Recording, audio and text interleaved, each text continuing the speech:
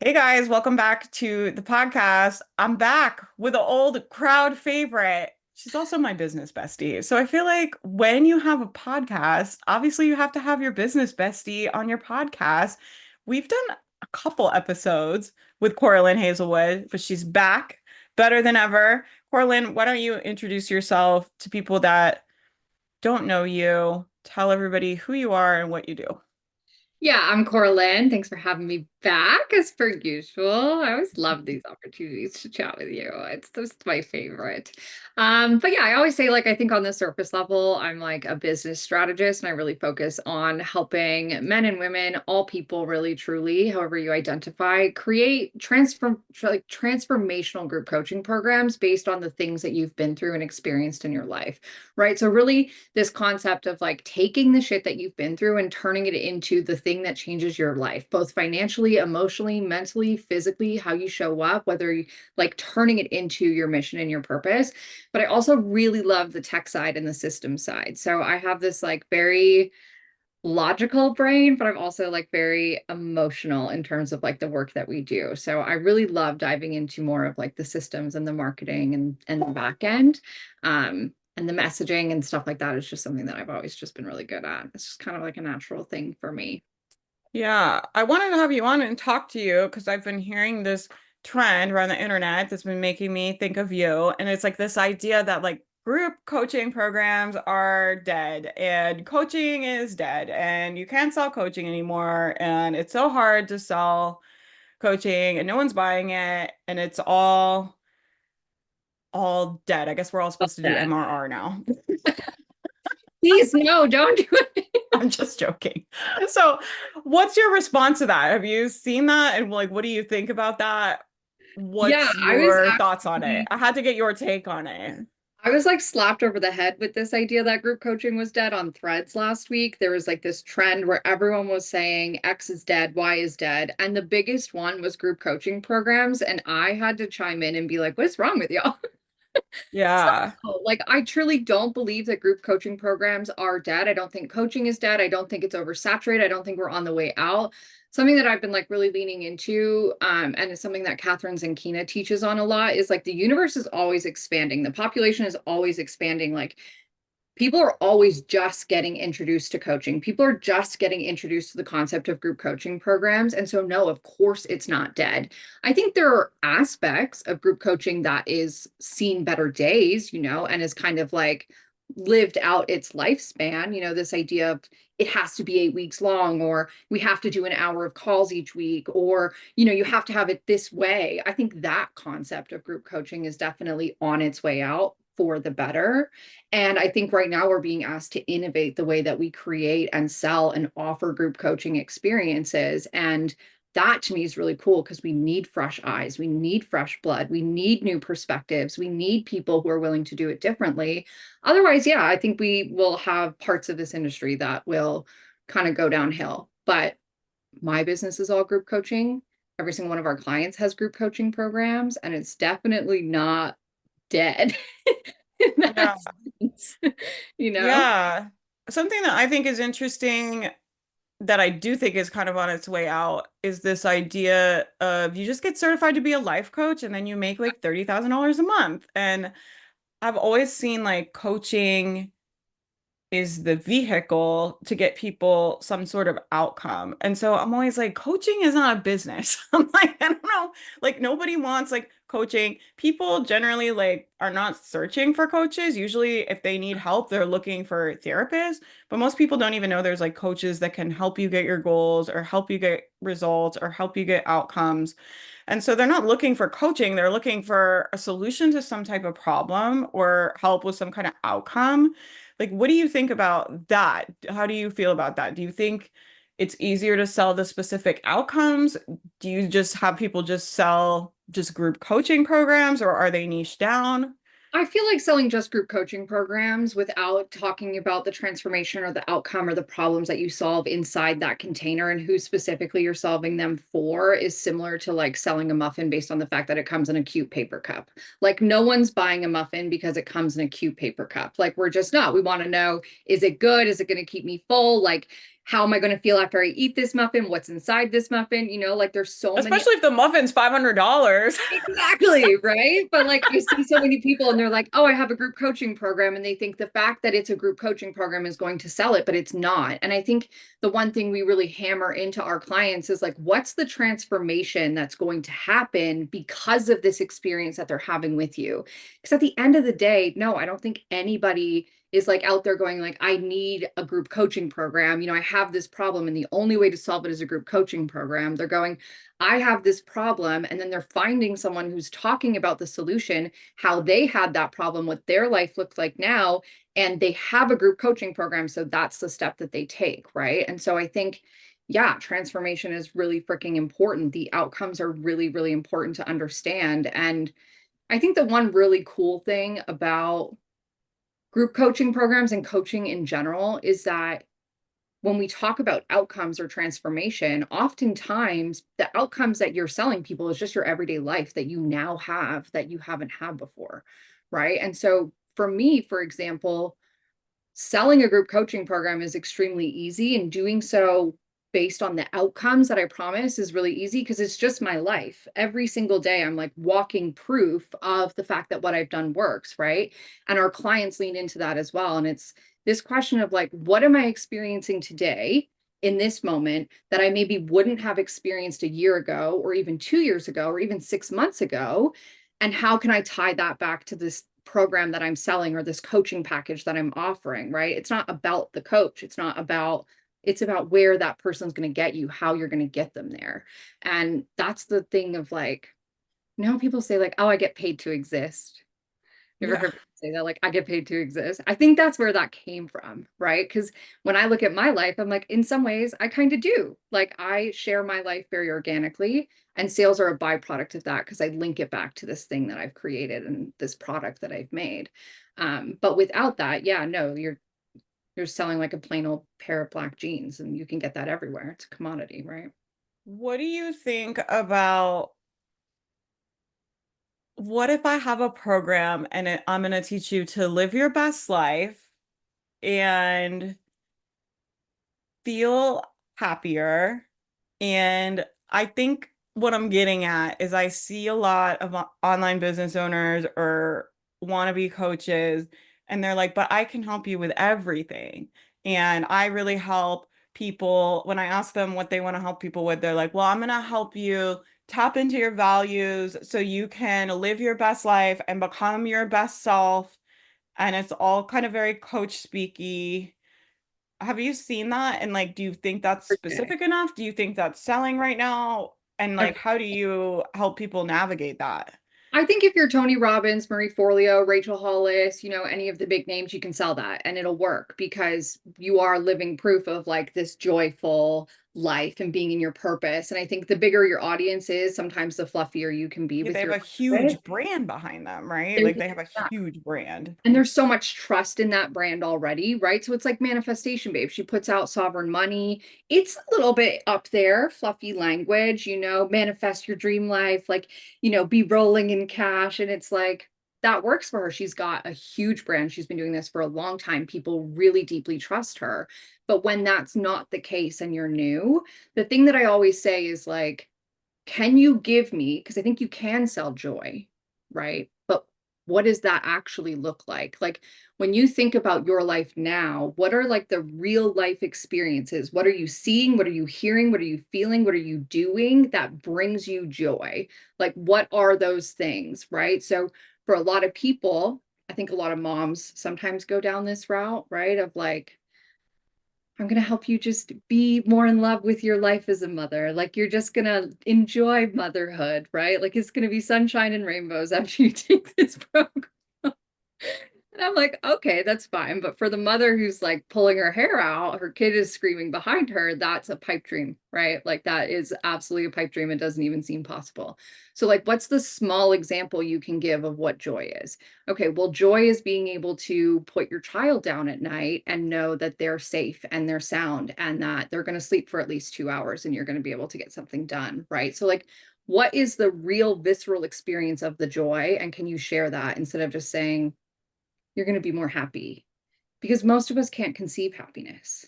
which is sad to think about. But when we think that, we're like, oh, what does that even mean? So I like to, what's the experience in this moment that you're having that is happiness? And can you share that experience? And other people will go, oh, I want happiness in that way. But it's visceral, it's tangible. You can hold it in your hand almost, right? It's like this little robot vacuum I just got from my desk. Wait, is it like a Roomba? Like a robot? It's like a Roomba robot for your desk. You just like And it slips around. goes on its by itself? Um, no, I thought he did. He doesn't. Oh. We can make a competing market. One Yeah, that like just does it actual for you. buzz for your I desk. was asking because I'm obsessed with our Roomba, but that's neither here nor there. Looks I like a like that example a lot though, because I do think people try to sell these really vague outcomes. And I always tell our clients, I'm like, how will they even know if they got the result? Like if you're just selling like live your best life, it's like I don't know when I finish the program if I got the result or not. Like how do I know that I got it? But I like amen. that example because if you were like, hey, you're gonna carve out 4 hours a week for yourself to do some kind of practice or something like for and I'm going to teach you how to make that time happen, how to really enjoy it, how to use it. Then at the end of the program, it's like, I know if you did that or not, and I know if I got the outcome or not. But it's kind of like if we're aiming for nothing, it's like we don't know. Do I feel better? Am I living my best life? Am I the best version? Like, how do you know? Where's the finish That's line? That's the exact question. Is like, where the heck are we going? What are the markers? How do I know that I've made progress? How do I know that I've got there? Like, can I measure this in any way, shape, or form? Right. And yeah, joy is a really great example, but joy for a single woman living on her own in downtown Toronto and joy for a mother of 4 children are two very different things. Right. And so when we sell just joy, it's like, yeah, you could talk to everybody, but in doing so, sometimes you are talking to absolutely nobody. Whereas joy downtown Toronto is like being able to get from your house to the coffee shop in under 5 minutes and no traffic jams, right? Or like not caring about the traffic jam. And so, what is the real visceral experience that you're having right now that your people want? That's an example of joy or happiness, is the way I always kind of go with it. Right. And I think actually a really great example of this, someone in our community, she's selling people pleasing. She helps people stop people pleasing, right? And she was really hitting her head against the wall with this people pleasing thing. And I tried so hard. We did so many coaching exercises to like get her to really narrow it down. And it wasn't until I said to her, like, in what ways are you not people pleasing now? And how has that impacted your current day? And how can you share that with people that she started to see changes, right? So before, people pleasing used to be, she would actually go to the beach and she wouldn't wear a bikini because she didn't want to offend anybody else with her body. So that was one way of her people pleasing. And in her launch, she's sharing about how she went to the beach with her kids and she didn't realize this was people pleasing before, but now she goes and she feels sexy and she feels good and it saved her marriage, right? Like her marriage is better, her sex life is better, her kids are happier. And it's like a very broad topic that when she started looking at the genuine experiences she was having and sharing that, now she's got women with kids coming at her from all angles going, I want to wear a bikini to the beach. I want to have better sex with my husband. I want to, be able to say no and not feel like I'm going to piss someone off.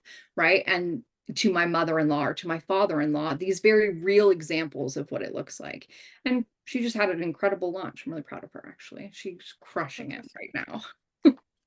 For people that like have done a coaching program or they have a coaching certification and they want to have a coaching business, but they're like, but I don't know, I don't have like these tangible outcomes you guys are talking about.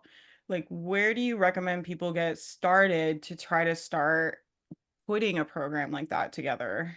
Yeah, so I always give this exercise that people really hate, but on the other side of it, they feel really amazing. And I always say, write out a list of 100 to 200 things. And I understand this feels like a long list of 100 to 200 things that you have personally overcome in your life. Could be small things like I moved to a new country, could be math or small things like I lost 5 pounds to I moved to a new country. Like, what are all the different things that you have personally overcome? And then look at that list and look at your overlying themes. So, for example, when I look at mine, I have a lot of business things. I have a lot of things come up around work. I have a lot of challenges in that area. That's what I teach.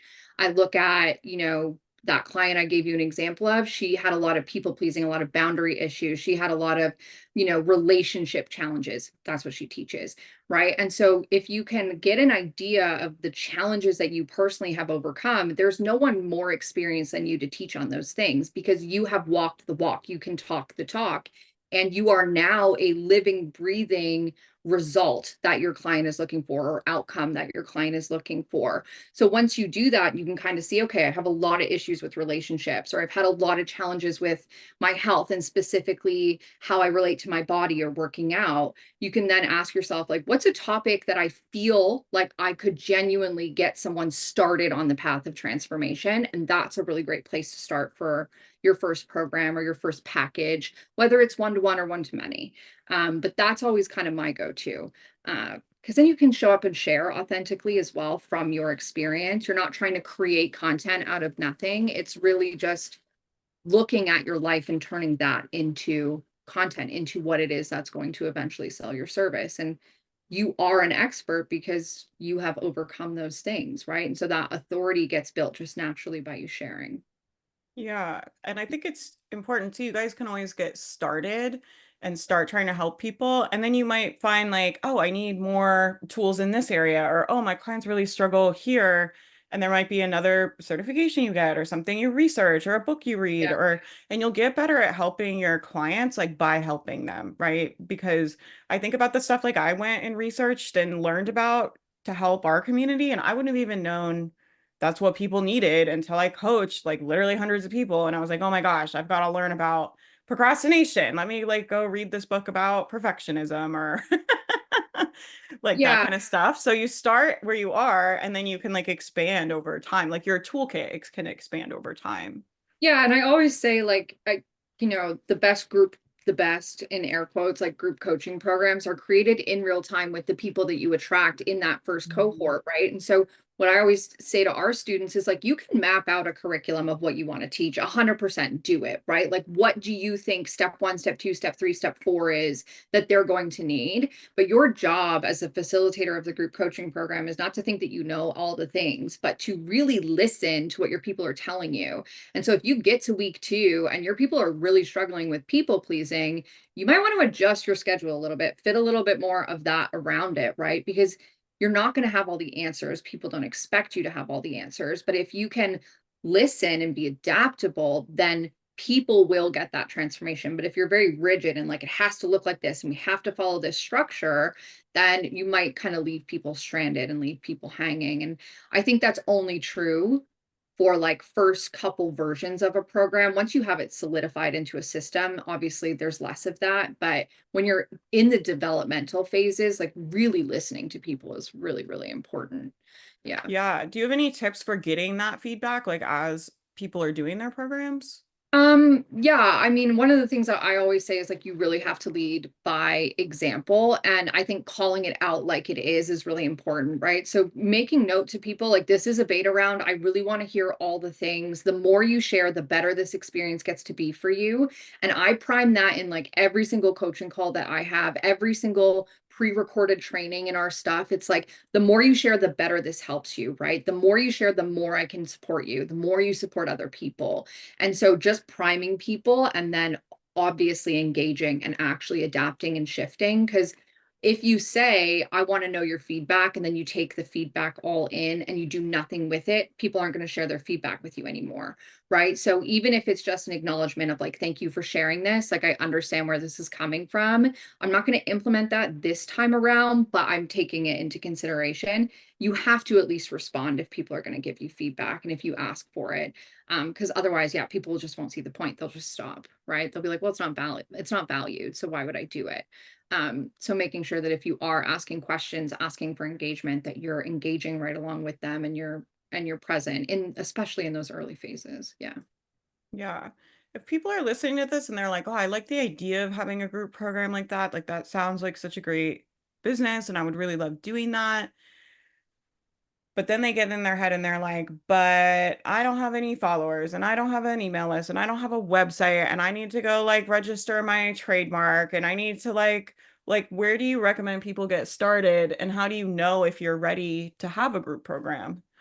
So I always say, like, if you have the idea, you're ready. I think so many of us are like, oh, I need to know all the things. And I think it's good intentioned and probably your mind trying to protect you from a lot of unknowns. And so what I always recommend is like you can write out the steps, but like what's the next best step for right now? And so if you know that you're really excited talking about people pleasing, for example, can you just start down that process of creating content around people pleasing? And just follow that excitement that you have for that as long as humanly possible and allow yourself to pivot if you want to, right? Like, I think one of the things that people get really, really hung up on is, oh, I was talking about this and now I want to talk about this thing. And it's like, yeah, you need to be 100% consistent. But also, if you try and force yourself to talk about something you're not excited about, like your people are going to feel that too. So, that's the one thing. And then the secondary thing is like you can run a group coaching program literally anywhere with anything. And so one of the things that we teach in our membership is how to do it in just a free Facebook group. Free Facebook group, you need a checkout. You need a Stripe link. Stripe is free, or a PayPal link. PayPal is free. I recently saw someone, and I don't recommend these things, but they're great things to get started, especially for low budget people. She popped her sales copy into a Word document and shared that Word document with people with a link to a checkout. Like, is it a great long-term strategy? No, absolutely not. Is it enough to get started? 100%. Right. So, like, can you just do it as simple as humanly possible just to test it? And I always tell the story of like with Design to Scale, I just wrote the sales page in my notes app. Like, I just wrote out like, this is why I made this space. This is who it's for. This is what I'm hoping we overcome together in this time. This is the price. This is when we start. I screenshotted my notes app and put that on my stories every day. And we sold, I think we had 11 people sign up in that first round. It's gone on to do 155 people. And so the tech came with time. Even though I had the tech background, I still is like, what's the minimum tech that I can do? Because at the end of the day, you will get bogged down in the tech and it will stop you from putting that idea out there, and it'll stop you from helping the people you're meant to help. And so stop being selfish and take your overthinking brain out of it and really just go, what do I actually need? People need information. Sweet. I can do that in my notes app. People need to be able to pay me. Great. Stripe is free to set up. I'm going to create a Stripe link. I need somewhere for these people to live. Perfect. Facebook's free. Let me pop that in there. Again, not great long-term strategy, but great way to get started with like minimum tech and just to see if there is even traction to be had from that idea. Right. Yeah, I love the idea of like being willing to be a beginner, right? And so I'm always like, we talk a lot about like half-ass launches in my program. I'm just like, you need to do a half-ass launch before you can do a whole ass launch. I'm like, just do 100%. a half-ass launch. I'm like, we can make the sales page better next time. We can make the sales emails better next time. We can make the social media post better next time. We can do the challenge better next time. All of it gets better, right? So we teach the same strategy, but kind of with launching, where it's like, just put it out there. And then I'm like, and then you get to do version 1.0 and version 2.0, and you can make it better over time. But when people are unwilling to do that first half-ass launch, they never get to version 3.0, right? And it's like you've just got to get that first messy version out there and done and then refine it. The refinement comes over time. And I think people are trying to start like at the finish line with a lot of these offers and stuff. Yeah, 100%. I think we see the James Wedmores and the Catherine Zankinas, and we see these massive programs with these sales pages, and like we think, oh, that's what I need in order to start. But it's like, no, you didn't see James Wedmore when he had none of that shit. I did. Like, Yeah. I know how that started. Like, you didn't see Exo Gingy when she was selling $27 programs, and now she's charging, $500,000 for a year of coaching. I did. I saw that. I witnessed that. Like, they did not start there, right? And so can you allow yourself, in our world we call it an MVP, what's the minimum viable that you can do that still makes this a really great product, a really great program, gets people what they need? Because the other thing with really great programs is that they're never done. They're never Yeah, done. And if totally. you truly find a topic that you're really excited about, you're never going to stop growing in that area either. So it really is just this cycle of like, you grow, the group grows, you grow, the group grows. It changes a little bit every single time. And so if you can realize that like your work is never done, there's always going to be things to improve. There's always going to be changes to make. However, people don't want your perfect help. They just want your fucking help. Yeah, totally. No? That's a really good point. So, where can we follow you to be obsessed with you? Tell me, where can we go to stalk you? Where should we go to follow you? Where can people You go know, find you online? I'm in most of the places. Instagram at Cora-Lynn Hazelwood. Threads, I'm like really loving the feral energy over there right now. Threads at Cora-Lynn Hazelwood. And then our podcast we're on all the time. So that's the Design to Sell podcast. Nice. We'll put the links for you guys in the show notes. Go check it out. We'll also link some other episodes I have with Cora-Lynn. We'll dig out through the archive. I'll pull out the Cora-Lynn archives and drop them down below because she always has really great tips and really great. I love how you think about business and you always have great business strategy stuff to share. So I love having you on. So we'll link the other episodes she's been on below. You guys go check her out. Thank you so much for being here, and I will talk to you guys next week. Thank you.